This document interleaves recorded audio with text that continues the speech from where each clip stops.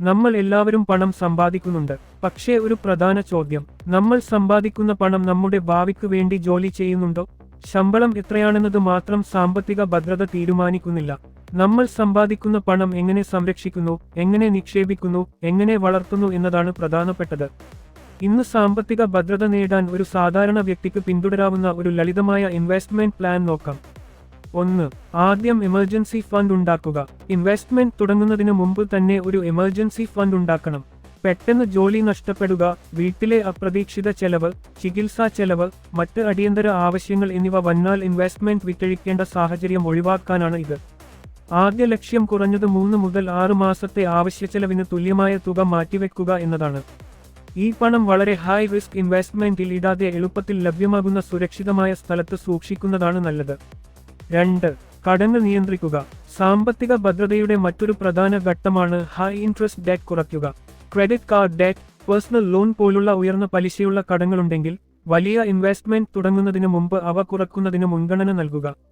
കാരണം നമുക്ക് ഇൻവെസ്റ്റ്മെന്റിൽ ലഭിക്കുന്ന റിട്ടേണിനേക്കാൾ കൂടുതലാണ് കടത്തിന്റെ പലിശ എങ്കിൽ നിക്ഷേപം ചെയ്യുമ്പോഴും സാമ്പത്തികമായി പിന്നിലായിരിക്കും.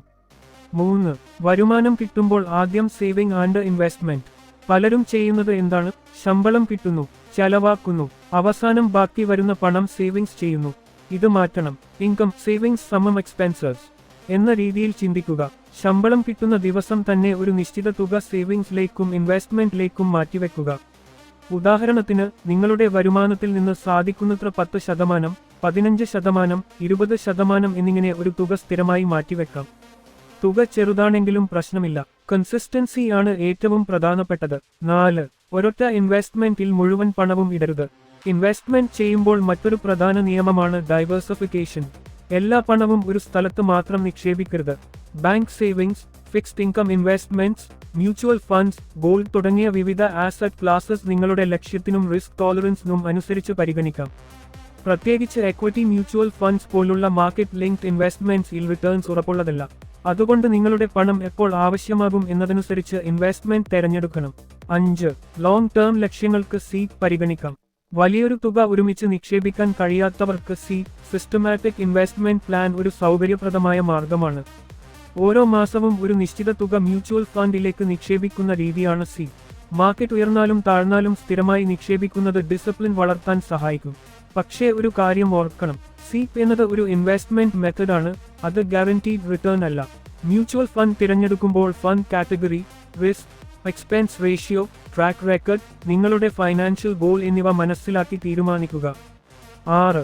ലക്ഷ്യങ്ങൾ അനുസരിച്ച് ഇൻവെസ്റ്റ്മെന്റ് ചെയ്യുക. ഇൻവെസ്റ്റ്മെന്റ് ചെയ്യുന്നതിന് മുമ്പ് ഒരു ചോദ്യം ചോദിക്കുക. ഈ പണം എനിക്ക് എപ്പോൾ വേണം? 5 വർഷത്തിനുള്ളിൽ വേണ്ട പണമാണോ? 10 വർഷത്തിന് ശേഷം വേണ്ടതാണോ? 20 വർഷത്തിന് ശേഷം റിട്ടയർമെന്റിനായി വേണ്ടതാണോ? ഷോർട്ട് ടേം ഗോൾ ആണെങ്കിൽ അധിക റിസ്ക് എടുക്കേണ്ടതില്ല. ലോങ് ടേം ഗോൾ ആണെങ്കിൽ മാർക്കറ്റ് ലിങ്ക്ഡ് ഇൻവെസ്റ്റ്മെന്റ്സ് പരിഗണിക്കാം. അതുകൊണ്ട് goal, time period, risk, investment എന്ന ക്രമത്തിൽ തീരുമാനിക്കുന്നത് നല്ലതാണ്. 7. ഇൻഷുറൻസ് മറക്കരുത്. സാമ്പത്തിക ഭദ്രത എന്ന് പറയുന്നത് ഇൻവെസ്റ്റ്മെന്റ് മാത്രമല്ല. കുടുംബത്തെ സംരക്ഷിക്കുന്നതിനായി ആവശ്യമായ ഹെൽത്ത് എസ്ആൻക്യും, കുടുംബം നിങ്ങളുടെ വരുമാനത്തെ ആശ്രയിക്കുന്നുണ്ടെങ്കിൽ ആവശ്യമായ ലൈഫ് എസ്ആൻക്യും പരിഗണിക്കണം. കാരണം ഒരു വലിയ മെഡിക്കൽ എക്സ്പെൻസ് അല്ലെങ്കിൽ വരുമാനം നഷ്ടപ്പെടുന്ന സാഹചര്യം വർഷങ്ങളായി ഉണ്ടാക്കിയ സേവിങ്സ് ഇല്ലാതാക്കാം. ഇൻഷുറൻസിന്റെ പ്രധാന ലക്ഷ്യം വെൽത്ത് ഉണ്ടാക്കുക എന്നതല്ല, നമ്മുടെ വെൽത്ത് സംരക്ഷിക്കുക എന്നതാണ്. 8.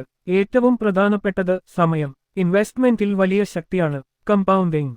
നമ്മൾ നിക്ഷേപിക്കുന്ന പണം മാത്രമല്ല, അതിൽ നിന്ന് ലഭിക്കുന്ന റിട്ടേണിനും വീണ്ടും റിട്ടേൺ ലഭിക്കാൻ സമയം കിട്ടുമ്പോഴാണ് വെൽത്ത് വളരുന്നത്.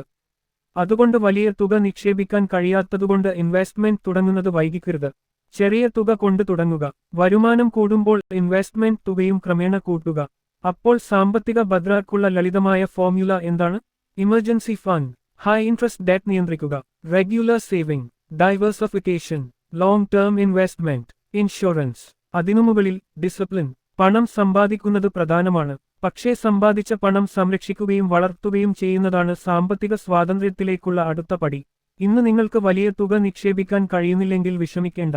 ചെറിയ തുകയായാലും സ്ഥിരമായി തുടങ്ങുക. കാരണം നിങ്ങളുടെ പണം നിങ്ങൾക്കുവേണ്ടി ജോലി ചെയ്യാൻ തുടങ്ങുന്ന ദിവസമാണ് സാമ്പത്തിക ഭദ്രതയിലേക്കുള്ള നിങ്ങളുടെ യാത്ര ആരംഭിക്കുന്നത്. ഈ വീഡിയോ ഉപകാരപ്പെട്ടെങ്കിൽ ലൈക്ക് ചെയ്യാനും ഷെയർ ചെയ്യാനും സബ്സ്ക്രൈബ് ചെയ്യാനും മറക്കരുത്.